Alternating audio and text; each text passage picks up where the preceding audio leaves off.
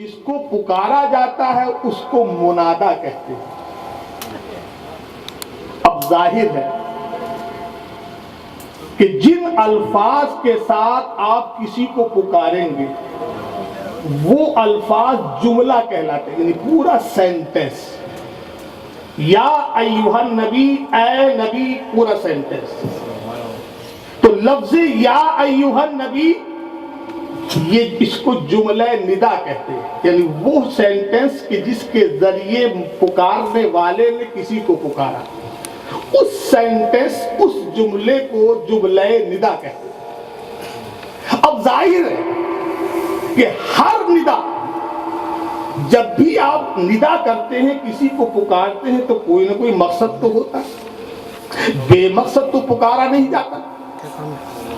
تو مقصد چاہے کچھ بھی ہو، چاہے جس کو آپ پکار رہے ہیں اس کو کسی بات کی خبر دینا مقصود ہو، یا اس کو کسی چیز کا حکم دینا مقصود ہو، کوئی بھی چیز ہو، ندا بغیر مقصد کے ہوتی نہیں۔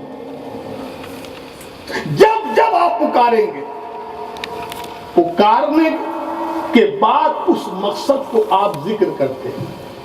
جیسے مثال کے طور پر آپ نے اللہ کو پکارا، یا اللہ ارحم لنا، اے پروردگار مجھ پہ رحم فرما۔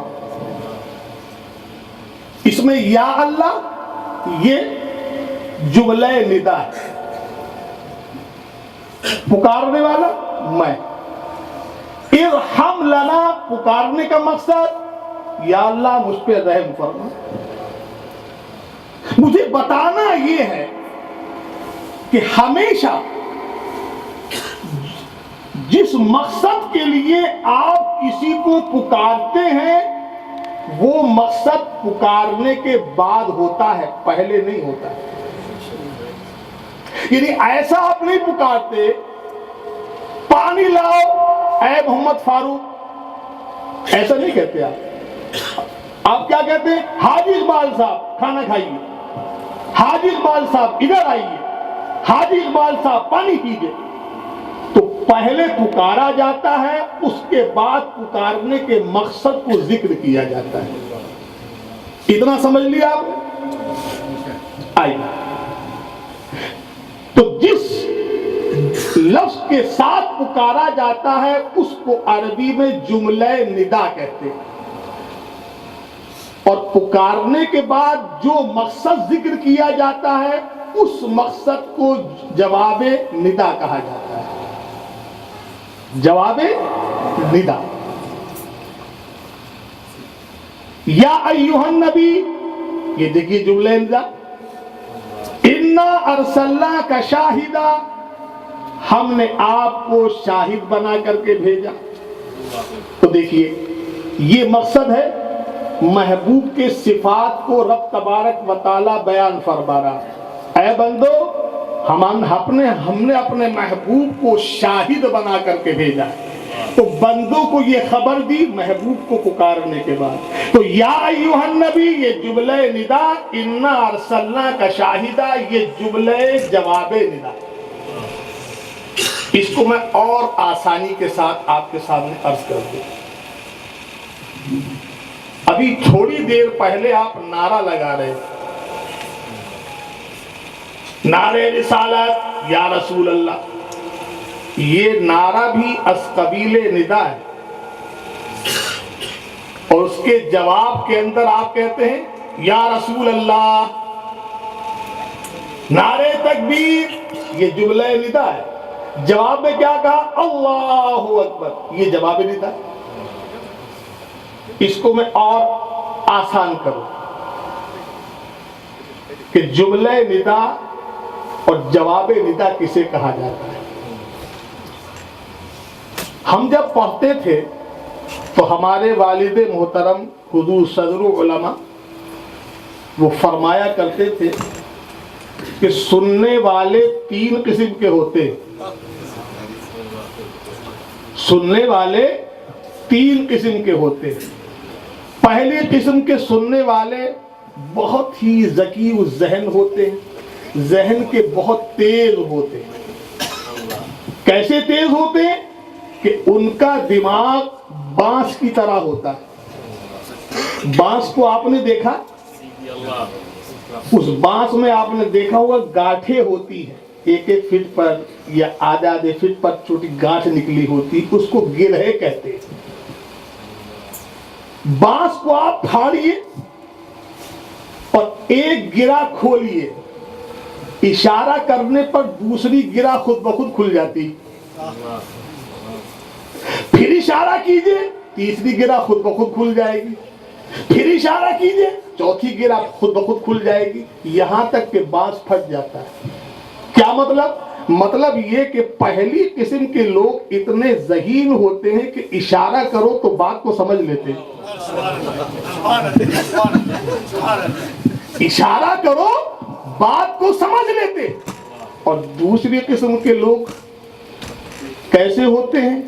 ان کا دماغ چمڑے کی طرح ہوتا ہے. کیا مطلب؟ چمڑے میں سوراخ کیجئے آپ تو جس سائز کا جتنا موٹا آپ سوراخ کرنا چاہیں گے اتنا ہی ہوگا, نہ کم نہ زائد. جتنا موٹا کرنا چاہیں گے اتنا ہی ہوگا, نہ کم نہ زائد. کیا مطلب؟ کہ یہ دوسری قسم کے لوگ ایسے ہوتے ہیں کہ ان کو جتنی بات سمجھاؤ یہ اتنا ہی سمجھیں گے, نہ کم نہ زیادہ.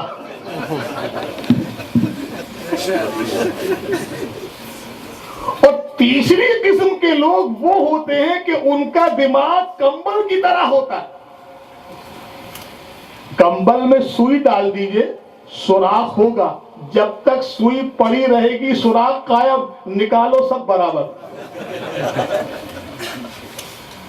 تو یہ تیسری قسم کے لوگ وہ ہوتے ہیں کہ جب تک ان کو آپ سمجھاتے رہیے یہ سمجھتے رہیں گے, جہاں سمجھانا بند سب کچھ گول ہو گیا.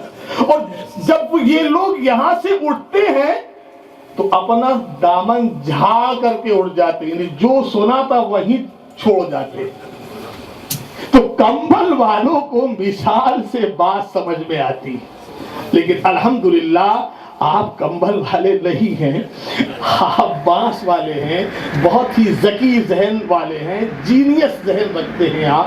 تو انشاءاللہ مولا تبارک و تعالی آپ کے ذہن میں اشاروں سے بات خوب سمجھ میں آ جائے گی.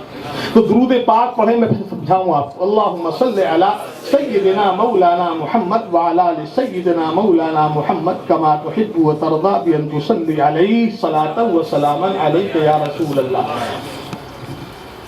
آپ نماز پڑھ رہے, نماز پڑھتے پڑھتے آپ نے رکوع کیا, حالت سجدے میں گئے, قاعدہ اخیرہ کے اندر بیٹھے, تشہد میں بیٹھے, آپ نے پڑھنا شروع کیا التحیات للہ والصلوات والطیبات السلام علیک ایھا النبی ورحمۃ اللہ وبرکاتہ. یہ پڑھا.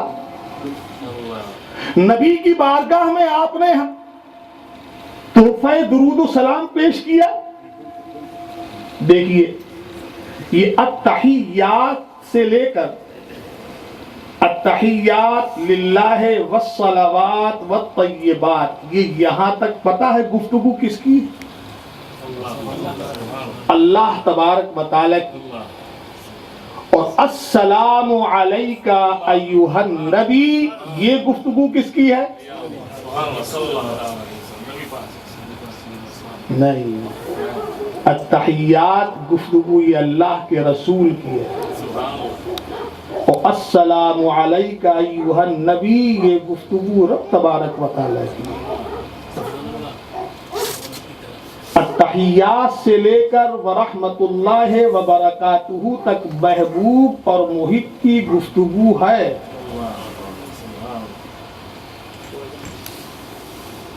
تو ایھا النبی, السلام علیک ایھا النبی, یہ گفتگو کس کی؟ رب تبارک و تعالی. ایھا النبی یہ جملہ ندا ہے, اے نبی. السلام علیک ورحمۃ اللہ وبرکاتہ,